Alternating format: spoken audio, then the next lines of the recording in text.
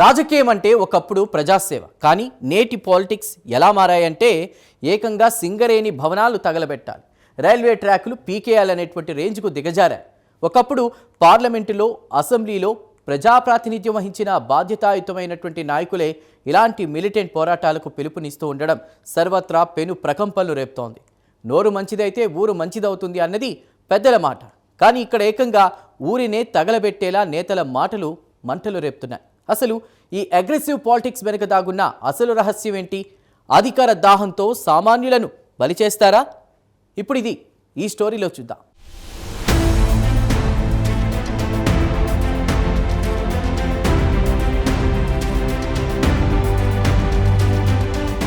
ప్రజాస్వామ్య వ్యవస్థలో రాజకీయాలు ఎప్పుడూ సమాజానికి మార్గదర్శకంగా ఉండాలి.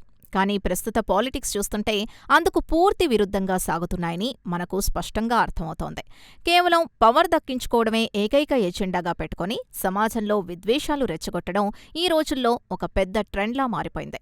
ఒకప్పుడు ఎంపీగా, ఆ తర్వాత ఎమ్మెల్యేగా అత్యంత బాధ్యతాయుతమైన పదవుల్లో పనిచేసిన బీఆర్ఎస్ నేత బాల్కసుమన్ లాంటి వారు సైతం ఇప్పుడు మిలిటెంట్ పోరాటాలకు పిలుపునివ్వడం రాజకీయ వర్గాల్లో తీవ్ర చర్చనీయాంశంగా మారింది. రైళ్ల పట్టాలు పీకేయాలని, సింగరేణి భవన్ను తగలబెట్టాలని పబ్లిక్గా చెప్పడం వెనుకున్న అసలు ఉద్దేశం ఏంటన్నది ఇప్పుడు అంతుచిక్కని ప్రశ్నగా మిగిలింది. ఇది ప్రజా నాయకత్వమా, లేక కేవలం చీప్ అటెన్షన్ సీకింగ్ కోసం అనేది లోతుగా విశ్లేషించుకోవాల్సిన సమయం ఆసన్నమైంది.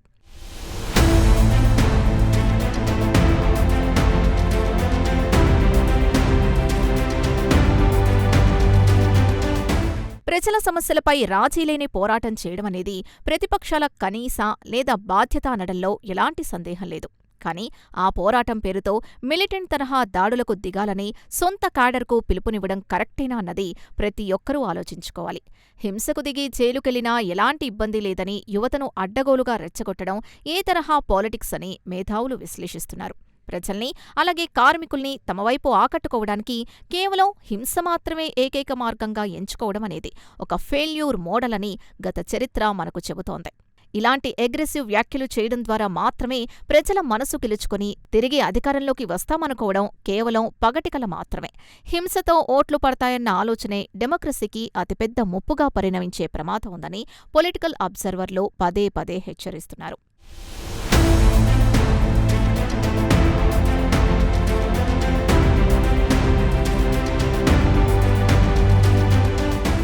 ఈ తరహా తీవ్రమైన వ్యాఖ్యలపై కాంగ్రెస్ పార్టీ నేతలు వెంటనే పోలీసులకు కంప్లైంట్ చేయడం, తదనంతరం కేసుల నమోదు జరగడం ఆశించిన పరిణామమే. అయితే తన మాటల్ని కొందరు కావాలనే ఫ్యాబ్రికేట్ చేశారని ప్రెస్ మీట్ పెట్టి మరీ బాల్కసుమన్ ఆరోపించడం ఇక్కడ గమనించాల్సిన మరో ఆసక్తికరమైన కోణం. టెక్నాలజీ ఇంతగా పెరిగిన ఈ స్మార్ట్ ఫోన్ల రోజుల్లో ఏది ఫేక్ వీడియో, ఏది రియల్ అనేది జనాలకు ఇట్టే అర్థమవుతుంది. ఇలాంటి రెచ్చగొట్టే వ్యాఖ్యలకు అసలు ఫుల్ స్టాప్ పడేది ఎప్పుడు అన్నదే ఇప్పుడు ప్రతి సామాన్యుడి మదిలో మెదులుతున్న అతిపెద్ద ప్రశ్న.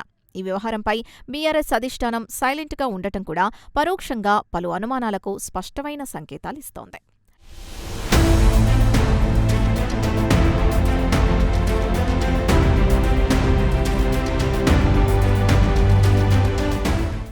అయితే ఈ అగ్రెసివ్ పాలిటిక్స్ అనేది కేవలం ఒక బీఆర్ఎస్ పార్టీకి మాత్రమే పరిమితమైన సమస్య కాదు.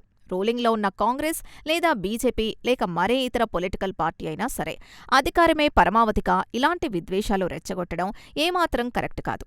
ఇల్లు కాలి ఒకడేడుస్తుంటే చుట్ట కాల్చుకోవడానికి ఇంకొకడు నిప్పడిగాడట అన్న పాత సామెతను ఈనాటి రాజకీయ నాయకులు అక్షరాలా నిజం చేస్తున్నారు. ప్రజల కష్టాల్ని, వారి సమస్యల్ని పరిష్కరించాల్సింది పోయి ఆ ఇష్యూస్ని తమ పొలిటికల్ మైలేజ్ కోసం దారుణంగా వాడుకుంటున్నారు. ప్రజల్ని ఎప్పుడైనా సరే తమ నుంచి పనులు, పాజిటివ్ అప్రోచ్ ద్వారా ఆకట్టుకోవాలి తప్ప సమాజంలో ఇలాంటి అశాంతిని క్రియేట్ చేసి కాదు.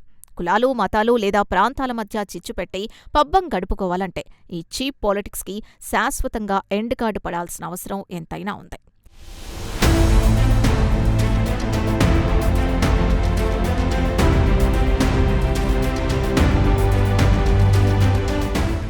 కేవలం ఓటు బ్యాంకు రాజకీయాల కోసం సమాజంలో విద్వేషాలు సృష్టించి ప్రజల మధ్య అశాంతిని రాజేస్తాయి. అది అంతిమంగా మన రాష్ట్రాభివృద్ధిపై తీవ్రమైన నెగటివ్ ఇంపాక్ట్ చూపుతుందనడంలో ఎలాంటి సందేహం లేదు. ప్రభుత్వ ఆస్తుల్ని లేదా సామాన్య ప్రజల ఆస్తుల్ని తగలబెడితే అసలు నష్టం ఎవరికి జరుగుతుంది? అదంతా మన కష్టార్జితమైన ట్యాక్స్ మనీ కాదా? ఇలాంటి కనీస లాజిక్ని వదిలేసి రోడ్ల మీదకొచ్చి విధ్వంసం సృష్టించడం వల్ల రాష్ట్రానికి కొత్త పెట్టుబడులు రావు, మల్టీనేషనల్ ఇండస్ట్రీలు రావు. ఆ అలజడి వాతావరణం వల్ల కొత్త ఉద్యోగాలు రాకపోగా ఉన్న ఉపాధి అవకాశాలు కూడా దెబ్బతినే ప్రమాదం పొంచుంది. ఏ ఇన్వెస్టర్ అయినా పీస్ఫుల్ వాతావరణం ఉంటేనే వస్తాడు కదా. కేవలం తమ వ్యక్తిగత లేక పొలిటికల్ ఇమేజ్ కోసం యావత్ రాష్ట్రాన్ని ఇలా బలి చేయడం ఎవరికైనా తగునా అన్నది నాయకులు ఆత్మవిమర్శ చేసుకోవాలి.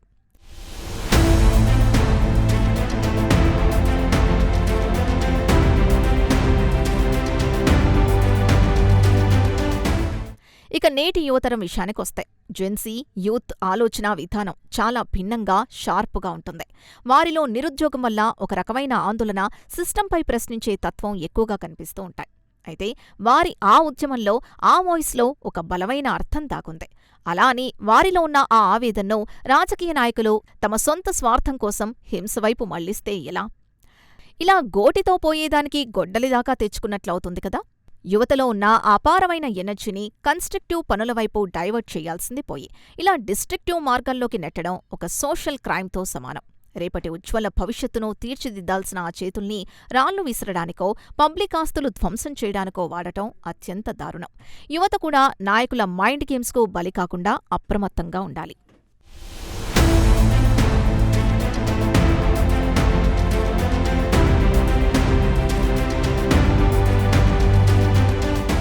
ఒకవైపు యువత తమ భవిష్యత్తు కోసం ఆందోళన చెందుతుంటే, కొందరు నాయకులు మాత్రం వారి చేతుల్లో రాళ్లు పెడుతున్నారు. విద్వేషాల మంటల్లో చలికాచుకునే ఈ రాజకీయ చదరంగంలో బలైపోతున్నది సామాన్యులు కాదా? ఇలాంటి అరాచకపు మాటలు వింటూ ఉంటే ఏ రాజకీయ పార్టీ అయినా ఎందుకు సైలెంట్గా ఉంటుంది అనే అనుమానం జనాల్లో రాక మానదు. అసలు ఈ తరహా మిలిటెంట్ నేతలకు గతంలో పట్టిన గతేంటి? చట్టం తన పని తాను చేసుకుపోతే ఎదురయ్యే పరిణామాలు ఎలా ఉంటాయి? ఇప్పుడు చూద్దాం.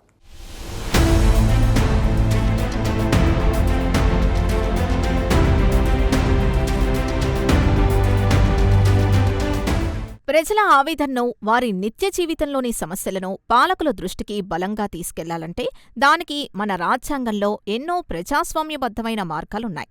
కానీ గుడ్డిగా హింసను ఆశ్రయించడం వల్ల అది ఏమాత్రం సాధ్యం కాదు సరికదా. అసలు ఫోకస్ చేయాల్సిన సమస్య పూర్తిగా పక్కదారి పడుతుంది.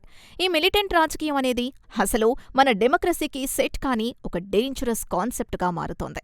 పీస్ఫుల్ ప్రొటెస్ట్లకుండే ఎమోషనల్ పవర్ చాలా గొప్పది. మహాత్మాగాంధీ లాంటి వారే పక్కా నాన్ వైలెన్స్తో దేశానికి స్వాతంత్ర్యం తెచ్చినప్పుడు ఇప్పుడు మన నాయకులు హింసను ఎందుకు ఎంకరేజ్ చేస్తున్నారో అర్థం కావడం లేదు. వైలెన్స్ క్రియేట్ చేసి తద్వారా పబ్లిక్ సింపతి గెయిన్ చేసి ఈజీగా అధికారంలోకి వస్తామనుకోవడం లీడర్ల పగటి కల మాత్రమే.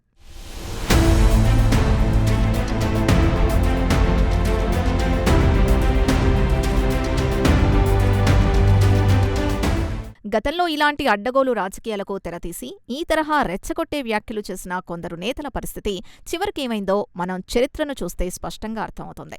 తాత్కాలికంగా వారికి మీడియాలో విపరీతమైన కవరేజ్ వచ్చి 4 రోజులు బాగా హైలైట్ అవ్వచ్చు, కానీ లాంగ్ రన్లో ప్రజలు వారిని ఖచ్చితంగా పక్కన పెట్టేస్తారు. పనికిమాలిన వ్యాఖ్యలు చేసి కేసులు, కోర్టుల చుట్టూ తిరిగి తమ పొలిటికల్ కెరీర్ని నాశనం చేసుకున్న లీడర్లు ఎంతోమందున్నారు. చట్టం తన పని తాను సైలెంట్గా చేసుకుపోతున్నప్పుడు ఇలాంటి అగ్రెసివ్ లీడర్లకు దక్కేది కేవలం పరాభవమే. విద్వేషాలను పునాదిగా చేసుకుని నిర్మించిన ఏ రాజకీయ సామ్రాజ్యమూ ఎక్కువ కాలం నిలబడలేదు, కనుమరుగయ్యే ప్రమాదం కూడా ఉంది.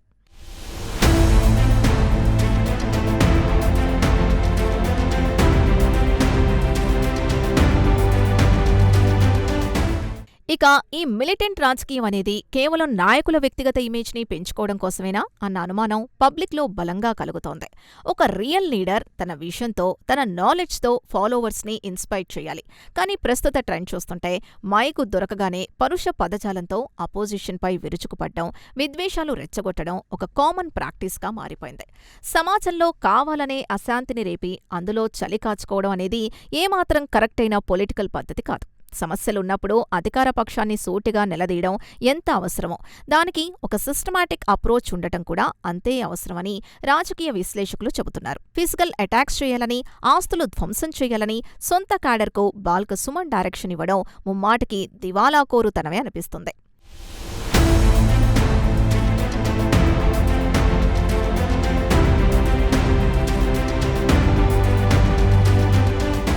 ఇక్కడ ముఖ్యంగా గమనించాల్సింది ఏంటంటే ఈ తరహా బ్యాడ్ ఇన్సిడెంట్స్ జరిగినప్పుడు సంబంధిత పార్టీల అధిష్టానాలు తక్షణమే స్పందించాల్సిన అవసరం ఎంతో ఉంది.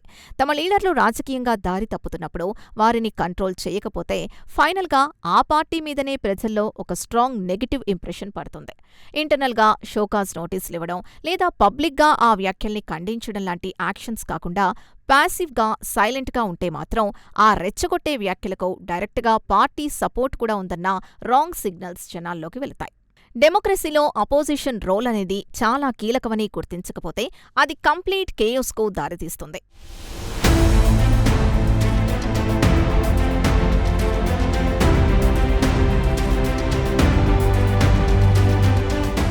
బాల్క సుమన్ లాంటి నేతల ఎపిసోడ్ మన రాజకీయ వ్యవస్థలో శరవేగంగా వస్తున్న నెగటివ్ మార్పులకు ఒక క్లియర్ ఇండికేషన్ ఇస్తోంది.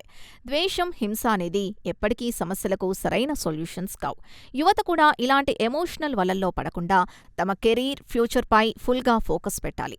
లీడర్లు తమ మైండ్ సెట్ మార్చుకుంటారో లేదో తెలియదు కానీ పబ్లిక్ మాత్రం ఇలాంటి అశాంతిని క్రియేట్ చేసేవారిని ఎప్పటికైనా పక్కన పెడతారని రాజకీయ పండితులు స్పష్టంగా విశ్లేషిస్తున్నారు. పాజిటివ్ మైండ్ సెట్తోనే ఎవరైనా శాశ్వతంగా ప్రజల హృదయాల్లో నిలిచిపోతారు అన్న సత్యాన్ని ప్రతి ఒక్క లీడర్ గుర్తుంచుకోవాలి.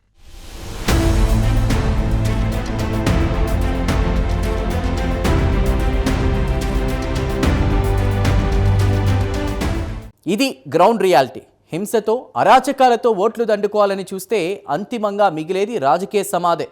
ప్రజాస్వామ్యంలో ప్రజలు గమనించాల్సింది నేతల ప్రగల్భాలు కాదు, వారి నిజమైన పనితీరును. ఇలాంటి రెచ్చగొట్టే రాజకీయాలకు చెక్ పెట్టకపోతే భవిష్యత్ తరాలు మనల్ని ఎప్పటికీ క్షమించవు. యువతను తప్పుదో పట్టించే ఇలాంటి నాయకుల మాటలు పడిపోతే రేపు నష్టపోయేది మనమే. నాయకులు మారుతారో లేదో కానీ మన ఓటు, మన ఆలోచన ఖచ్చితంగా మారాల్సిన సమయం ఆసనమైంది. ఆలోచించండి, ఎందుకంటే ఈ రాష్ట్రం మనది, ఈ సమాజం మనది. ఇది ఇవాల్టి burning issue. Keep watching Prime nine news.